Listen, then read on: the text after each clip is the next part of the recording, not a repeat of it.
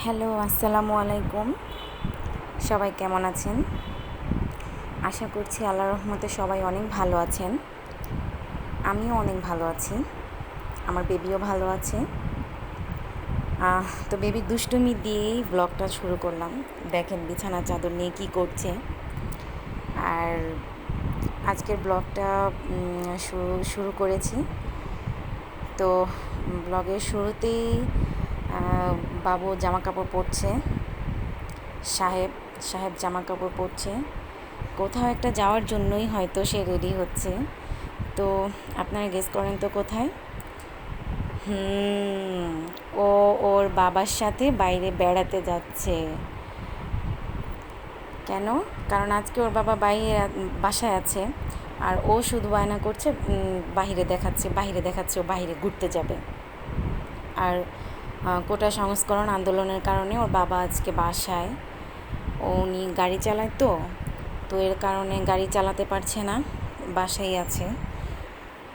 এজন্য বলছে যে তুমি রান্নাবান্না করবে, বাবু তোমাকে জ্বালাতন করবে, যাই আমি বাবুকে নিয়ে একটু বাইরে থেকে ঘুরে আসি। আমিও আর আপত্তি করলাম না, বললাম যাও তবে ঘুরে এসো। তাকিয়ে আছে সোনা পাখিটা, তাকিয়ে আছে এদিকে, সোনা পাখিটা তাকিয়ে আছে এদিকে। তো ওরা এখন ঘুরতে যাবে। ওরা ঘুরতে যাওয়ার পরেই আমি রান্নাবান্নার কাজ শুরু করে দেব।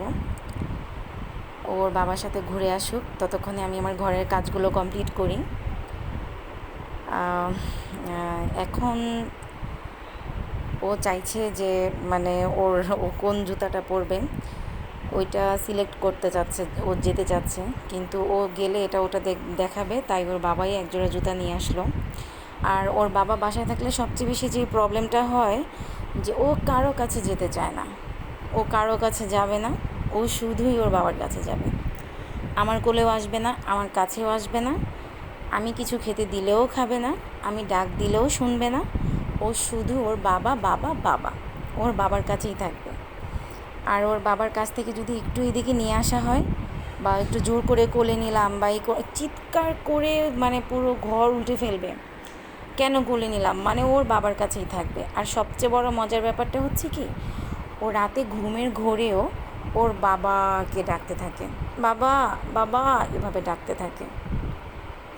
সকালবেলা ঘুম থেকে ওঠার আগেই ওর বাবা কাজে বেরিয়ে যায়, নয়তো ওর জন্য বের হওয়া সম্ভব হয় না। ও অনেক কান্নাকাটি করে, অনেক চিৎকার চেঁচামেচি করে, তবুও ঘুম থেকে উঠেই বাবা বাবা বাবা বাবা করতে থাকে। আর কোথাও বাইরে একটা ঘুরতে গেলেই না ও বুঝতে পারে যে আমরা বাইরে ঘুরতে যাচ্ছি, সেজন্য রেডি হবে। ওকে যেভাবে রেডি করবে, ওই যে ওর বাবা ওর কপালে টিপ দিয়ে দিচ্ছে, ও চুপচাপ শুয়ে আছে। ও বুঝতেই পারছে যে ওকে নিয়ে বাইরে ঘুরতে যাওয়া হবে। ইস, লজ্জা পেয়ে গেছে আমার বাবাটা। আমার বাবাটা লজ্জা পেয়ে গেছে। ছেলেরা সাজলে আবার লজ্জা পায় নাকি বলেন তো আপনারা? একটু তো লজ্জা পাই না, সেটা তো ওকে দেখেই বোঝা যাচ্ছে। মুনতাফি কোথায় যাচ্ছে? মুনতাফি ঘুরতে যাচ্ছে। এখন ও আমার মোবাইলটা হাত থেকে নিবে, এই জন্য এমন করছে। ওর বাবা এখনও পুরোপুরিভাবে রেডি হতে পারলো না, ও বাইরে যাওয়ার জন্য তড়িঘড়ি করছে যে আমাকে নিয়ে যাও নিয়ে যাও। এখন আবার উঠে ওর বাবা যেই একটু এখানে মাথা আঁচড়ানোর জন্য দাঁড়িয়েছে, ও ড্রেসিং টেবিলের উপরে উঠে দাঁড়িয়ে আছে। ও মাথা আঁচড়াবে, ওর মাথায় তো চুলই নেই, ও আঁচড়াবে কি? ওর মাথায় তো চুলই নেই। হ্যাঁ, ওর মাথার চুলগুলো এত পাতলা, পুরা একেবারেই পাতলা। তো আগের দিনের মুরব্বীরা যেটা বলে যে বারবার ফেলে দে, বারবার ফেলে দে, ফেলে দিলে বাবুর মাথার চুল ঘন হবে। কিন্তু আমার যেটা মনে হয় যে এতবার বাচ্চাদের মাথায় ব্লেড বসানোটা ঠিক না, আমি ট্রিমার দিয়েই ওকে চুল কাটিয়ে দেই। তো ফাইনালি ওরা বাবা ছেলে রেডি হয়ে গেছে বাইরে ঘুরতে বেরোনোর জন্য। আবার আমাকে টাটাও দিচ্ছে বেরোবার সময়। মানে ও বাইরে বেরোবে, আমি ওকে বলতেছি তোমার যাওয়া লাগবে না, যাওয়া লাগবে না, তুমি এদিকে আসো মুনতাফি, ঘরে আসো। তো বলতেছে না না না, ও আমাকে টাটা দিচ্ছে, ও চলে যাবে। আচ্ছা ঠিক আছে, যাও তুমি। তো ও যতক্ষণ পর্যন্ত আমাকে দেখবে আমি দূরে দাঁড়িয়ে থাকবো, ও ততক্ষণ আমাকে টাটা দিতেই থাকবে। ওই যে ওর বাবার কোলে উঠেও আমাকে টাটা দিচ্ছে। যাই হোক, ওরা ঘুরতে চলে গেছে। এখন আমি আমার রান্নাবান্নার কাজ শুরু করে দেব। আমার রান্নাবান্নার কাজ শুরু হয়ে যাবে এখন, কারণ ওরা ঘুরতে আসার আগেই আমার রান্নাবান্নার কাজগুলো কমপ্লিট করতে হবে, কারণ বাবু আসলেই বাবুকে খাবার দাবার দিতে হবে। আমি পটল ভাজি করব। আমি আগে থেকে লবণ, নুন, হলুদ, মরিচ মেখে রেখেছিলাম, আর পটলটাকে একটু মাঝখান থেকে কুচু কুচু কুচু কুচু করে নিয়েছিলাম। আজকে পটলটার আমি একটা শুকনা ভুনা করব, যেটা আপনাদের সাথে শেয়ার করব। আপুরা, আপনারা বাসায় এরকম করে কখনো খেয়েছেন কি না, বা আপনাদের এরকম রান্না আপনাদের আঞ্চলিকভাবে আছে কি না বলবেন। অফ ক্যামেরায় আমি সবগুলো পটল ভেজে নিয়েছি সুন্দর করে। এখন এই পটলের আমি শুকনো একটা ভুনা করব। এর জন্য এখন আমি কড়াইতে তেল দিয়ে দিয়েছি। এখন অল্প একটু পেঁয়াজ দিয়ে দিব, মানে আপনাদের যদি বেশি পটল ভাজা হয় আপনারা বেশি করে দেবেন। এখন পেঁয়াজের উপরে আমি একটু লবণ দিয়ে দেব। আগে লবণ দিলে আর কি হয় কি, পেঁয়াজটা একটু নরম হয়ে আসে, তাড়াতাড়ি ভাজা ভাজা হয়। তো আমি লবণ দিয়ে দিলাম। এখন এই পেঁয়াজটাকে হালকা লাল করে ভেজে নিব। হালকা লাল না হওয়া পর্যন্ত তেলের ওপর পেঁয়াজটাকে ভাজবো। তো আপনারা দেখতে থাকুন যে পটলের শুকনা ভুনাটা আমি কিভাবে করি।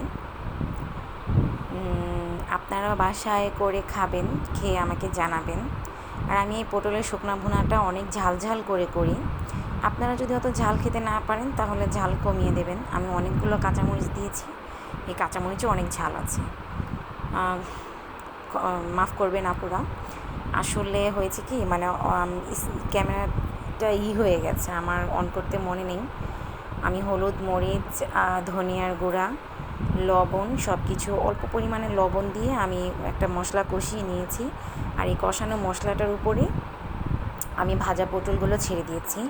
এখন এই মশলাটার সাথেই আমি এই পটলটাকে ভাজা ভাজা করে নেব। ভাজা ভাজা না হওয়া পর্যন্ত এটাকে আমি ভাজতে থাকবো, যাতে মানে পেঁয়াজগুলোর সাথে পটলটা একেবারে ভাজা ভাজা হয়ে আসে।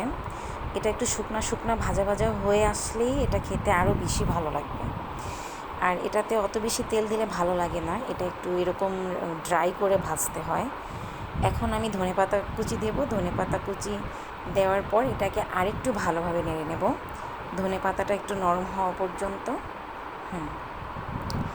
ধনেপাতাটা একটু নরম হওয়া পর্যন্ত আমি ভালো করে এটাকে একটু ভাজা ভাজা করে নেব। আমার ধনেপাতাটা প্রায় নরম হয়ে এসছে। এখন এটা আমি বেড়ে নিয়েছি, সার্ভ করেছি একটা বাটিতে। তো আপনারা দেখতেই পাচ্ছেন, এটা দেখে আসলে এটার খাবার স্বাদটা বোঝা যাবে না, মানে গরম গরম ঝরঝরে ভাতের সাথে এটা যখন আপনারা খাবেন আপনাদের খুব ভালো লাগবে।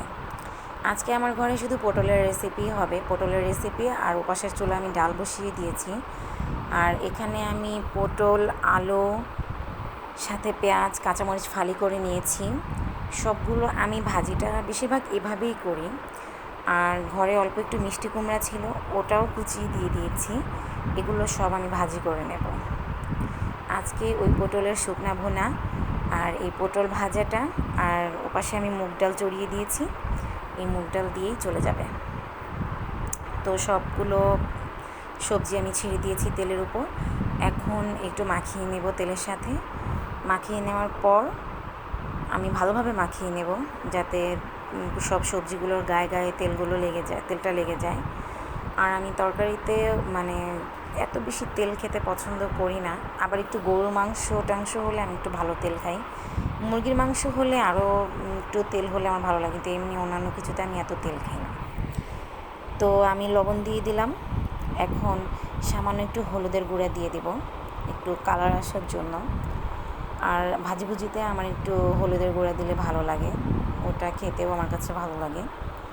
তো আপনারা এই ধরনের ভাজিতে হলুদ ব্যবহার করেন কি না জানাবেন। আমি আবার এ ধরনের ভাজিতে প্রায় ভাজিতে আমি পাতাকপি ভাজিতেও দেখা গেছে হালকা হলুদ দিই, অনেকেই দেয় না, আবার মাঝে মধ্যে দিইও না। তো আমি এখন এটা ঢেকে দিয়েছি। এটা আমি ভাজা ভাজা না হওয়া পর্যন্ত ভাজতে থাকবো। আর এটাকে বারবার উঠিয়ে দিয়ে আমি কড়াইটা চেক করে নিব, যাতে তলানিতে লেগে না যায়। তো এখন রান্না করতে করতে আপনাদের সাথে একটা কথা শেয়ার করি।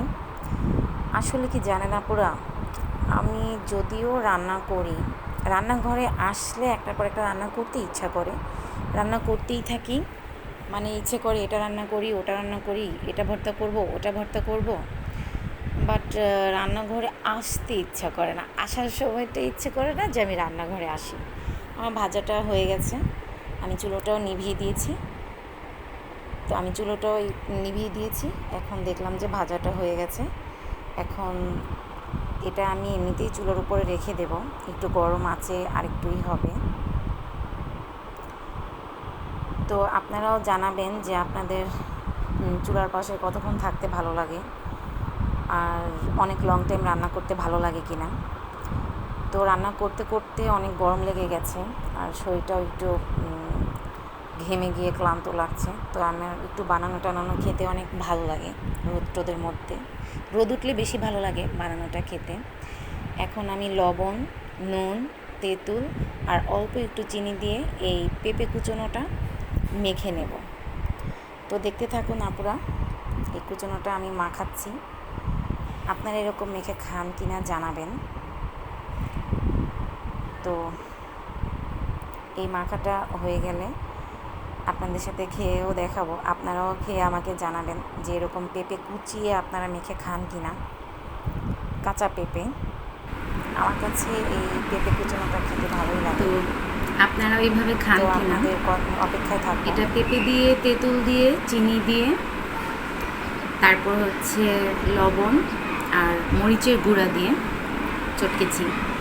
তো আপনারা কি এভাবে পেঁপে বানিয়ে খান কিনা জানাবেন। আমার এই পেঁপে বানানোটা অনেক ভালো লাগে। এই পেঁপেটা আমি হাতে কুচিয়েছি, বাবু গ্রেটার নিয়ে খেলা করেছিল, কোথায় যেন ফেলে রেখেছে খুঁজে পাচ্ছি না। তো আমি এই পেঁপেটা হাতেই কুচিয়ে নিয়েছি। তো খেয়ে দেখি কেমন লাগে।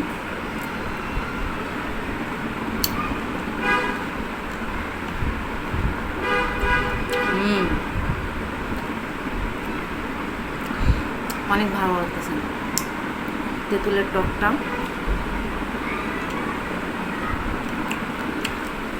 আপনারাও বাসায় ট্রাই করবেন, এরকম করে বানিয়ে খাবেন। আমি এরকম অনেকটাই খেতে পছন্দ করি, তেঁতুল দিয়ে পেঁপে দিয়ে বানাই। এরপর আম, কাঁচা আমটা আমি অনেক বানিয়ে খাই। কাঁচা আম আছে ঘরে যদিও, কিন্তু আমার পেঁপে খেতে ইচ্ছে করছিল, এই জন্য পেঁপে আনিয়েছিলাম ওকে দিয়ে, ওই পেঁপেটাই খাচ্ছি বানিয়ে। আর ওরা বাবা ছেলে সেই যে ঘুরতে গেছে, এখনও বাসায় আসেনি। বলেছে যে তোমার রান্না শেষ না হওয়া পর্যন্ত আসবো না, না হলে বাবু আমাকে বারবার বিরক্ত করে, রান্না করতে দেয় না। আর পটলের যে শুকনা ভুনাটা আপনাদেরকে দেখিয়েছি, এটা খাবেন করে বাসায়। এটা আমার অনেক ভালো লাগে খেতে, মানে এটা আমি একটু ঝাল ঝাল করে করি, তাহলে ঝরঝরে ভাতের সাথে এই খাবারটা অনেক ভালো লাগে। আর এখন এই কোটা আন্দোলনের জন্য বাবা কাজে যেতে পারছে না, কোটা সংস্করণের জন্য যে আন্দোলনটা শিক্ষার্থীরা করছে। আমার অবশ্য এই বিষয়ে তেমন কিছু বলার নেই, তবে কোটা সংস্করণটা হলে খুব ভালো হয়, কারণ ওরা অযৌক্তিক কোনো দাবি করেনি, যৌক্তিক দাবিটাই করেছে। এমনকি আমাদের পুরো দেশের মানুষের কাছেই মনে হয় যে এটা একটা যৌক্তিক দাবি। এই দাবিটা পূরণ করে দিলেই যথেষ্ট ভালো হয়, কারণ কোটা সংস্করণ করাটা এই জন্যই প্রয়োজন যে চাকরিটা সবার জন্য, সবার মেধা দিয়ে, সবার সব কিছু দিয়ে, যে যার যোগ্যতায় যত দূর যেতে পারে, এই জন্য না যে কারোর সুবিধায় কেউ যাবে। আমিও সরকারি কলেজেই পড়াশোনা করেছি, সেই জায়গাটা থেকেই বলছি যে কোটা সংস্করণটা প্রয়োজন। আর আজকে আমার এই ব্লগটির পাশে থাকার জন্য আপনাদেরকে ধন্যবাদ। আমার চ্যানেলটিকে লাইক করবেন, শেয়ার করবেন, সাবস্ক্রাইব করে দেবেন। আপনাদের একটু প্রেরণাই আমাকে এগিয়ে যেতে সাহায্য করবে। আর কমেন্ট করবেন আপুরা, কারণ আপনাদের প্রশংসনীয় বাক্য, নিন্দনীয় বাক্য দুটোই আমার কাছে গ্রহণযোগ্য। আপনারা কমেন্ট করবেন, ভালো লেগেছে, খারাপ লেগেছে। আমি যদিও ওরকম ইউটিউবার না, আপনারা আমার ভুলগুলো ধরিয়ে দেবেন। যদি কোনো ভুল করে থাকি, ওই ভুলগুলোকে ধরিয়ে দেবেন। আর আমাকে কমেন্ট করে জানাবেন যে কোন জায়গায় আমার কোন সমস্যা যদি হয়ে থাকে, যদি কোনো ভুল করে থাকি, ভুল করে কোনো কথা বলে থাকি, তাহলে সেটা ক্ষমার দৃষ্টিতে দেখবেন। আর আপনারা প্রশংসনীয় বাক্য, নিন্দনীয় বাক্য দুটোই আমার কমেন্ট বক্সে লিখবেন। আপনাদের সবগুলো বক্তব্যই আমার কাছে গ্রহণযোগ্য। তো আজকের জন্য এখানেই রাখতে হবে। ডাল রান্নাটা আপনাদেরকে শেষ পর্যন্ত দেখাতে পারলাম না, কারণ ব্লগটা এখন ক্লোজ করে দিব। ওরা চলে আসবে। ডালটা এখনও চুলায়, অনেক সময় লাগবে, এই জন্য ডাল রান্নাটা আজকে আর দেখাতে পারলাম না, আরেকদিন দেখাবো। আর আপনারাও বাসায় কি রান্না করলেন, কি খেলেন, আমার সাথে কমেন্টে শেয়ার করবেন, আমি উত্তর করার চেষ্টা করব। তো আপুরা, আরেকটা কথা বলবো যে আসলে ওই যে রাখি রাখি বলতে বলতে আর রাখাই হচ্ছে না। এই খাবারটা খেয়ে আজকে মনে হচ্ছে যে আমার বেবি যখন পেটে ছিল তখন এরকম টক খেতে ইচ্ছে করতো। এখন আবার এটা খেয়ে সেই দিনটার কথা অবশ্য টক খেলেই মনে পড়ে যে বাবু পেটে থাকতে আমার কীরকম টক খেতে ইচ্ছে করতো। আর আমার একটা কথা আপনাদেরকে বলি, আমার বিয়ের প্রায় 9 বছর বাদে আমার এই বেবি হয়েছে। তাও আমার দুটো বেবি মিসক্যারেজের পর এই বেবিটা আমার হয়েছে। আমি অনেক কষ্টের পরে এই বেবিটাকে দুনিয়ার মুখ দেখিয়েছি, আল্লাহ চেয়েছেন বলে। আর আপনাদের যাদের এখনও বেবি হয়নি, তারা ইনশাআল্লাহ আশা হারাবেন না। কারণ আল্লাহর কাছে চাইতে চাইতে চাইতে চাইতে হয় কি, একটা সময় আল্লাহ কাউকে নিরাশ করে না। আমিও চেয়েছি, বেজায় করে চেয়েছি, আল্লাহর কাছে অনেক কেঁদেছি। আপনারাও আপনাদের না পাওয়া চাওয়াগুলো আল্লাহর কাছে চান। এক সময় না এক সময় আল্লাহ আপনাদের চাওয়া পূরণ করবেই। কারণ যদি না দেয় আল্লাহ, তাহলে মনে করবেন যে এটা আপনার ছিল না, এটা আপনার জন্য মঙ্গলজনক ছিল না। আল্লাহর দেওয়া সব সিদ্ধান্তগুলোই আমাদেরকে মেনে নিতে হবে। আর অনেকেই আমাকে বলেছে যে বোঝিনি তো সমাজের মানুষের কথাবার্তা, আমি আর কখনো মা হতে পারবো না, আমি আর কখনো বাচ্চা টাচ্চা কনসিভ করতে পারবো না। অনেকেই অনেক কথা বলেছে। তো আমি আল্লাহর উপর ভরসা রেখেছি যে আমার আল্লাহ আমাকে যা সিদ্ধান্ত দেবে আমি সেটাই মানতে রাজি আছি। তো শেষ পর্যন্ত আমি বেবির মুখ দেখেছি, আল্লাহ আমাকে দেখিয়েছেন প্রায় 9 বছর পর। আর আমি এখন আমার বেবিকে নিয়ে অনেক খুশি, উনিও অনেক খুশি। আর আমার বেবিটা যদিও অনেক দুষ্ট আর চঞ্চল, এগুলো দেখার জন্যই 9টা বছর অপেক্ষা করেছিলাম। আপনারা আল্লাহর কাছে চান, আল্লাহ আপনাদেরকে দেবে। মন থেকে চান, চোখের পানি ফেলে চান, আল্লাহ আপনাদেরকে দেবে। আর আপনাদের যদি কোনো কথা শেয়ার করার থাকে কমেন্টে জানাবেন, আমি আপনাদের কথাগুলো নিয়ে ভিডিওতে কথা বলবো। যদিও আমি ওরকম জ্ঞানী না, কিন্তু আপনাদের সাথে কথা যদি আমি 2-1টা শেয়ার করতে পারি, বলতে পারি, হয়তো আমার কাছে ভালো লাগবে। শেষমেশ একটা কথাই বলবো, কখনো ভেঙে পড়বেন না। কোনো জায়গা থেকে কখনো নিজেকে অসহায় বা দুর্বল মনে করবেন না। মনে করবেন আপনি অনেক শক্তি, আপনার শক্তি আছে, আপনার চিন্তা চেতনা ভালো রাখার চেষ্টা করবেন। জোর করে হলেও নিজেকে ভালো রাখার চেষ্টা করবেন। একটা সময় আপনার চারপাশ যখন সব কিছু ভালো লাগবে নিজের কাছে, তখন দেখবেন সব কিছুই সুন্দর। তো অনেক কথাই বললাম, যদি কোনো ভুল বলে থাকি তাহলে বলবেন যে আপু আপনি এটা ভুল বলেছেন, আপনার এই কথাটা হয়নি। আমি খুশি হব আপনারা যদি কমেন্ট করেন, আমাকে এগিয়ে যেতে সাহায্য করেন। আমার চ্যানেলটাকে সাবস্ক্রাইব করে দেবেন। আর এতক্ষণ যাবৎ আমার এই বক বক প্যাক প্যাক ছ্যাক ছ্যাক এত কিছু সহ্য করার জন্য আপনাদেরকে অনেক অনেক ধন্যবাদ, অসংখ্য ধন্যবাদ। আর ভালো থাকবেন, সুস্থ থাকবেন, আপনার চারপাশটাকে সবসময় সুস্থ রাখার চেষ্টা করবেন। হাসি খুশি থাকবেন, হাসি খুশি মুখে সবার সাথে কথা বলবেন, হাসি খুশিভাবে চলবেন। জীবনে যত দুঃখই আসুক না কেন, সব দুঃখগুলোকে হাসি মুখে মেনে নেবেন, হাসি মুখে জীবনটাকে চালাবেন। সুস্থ থাকুন, ভালো থাকুন। আজকের মতো ব্লগ এ পর্যন্তই শেষ করছি। আবার দেখা হবে আপুরা। খোদা হাফেজ।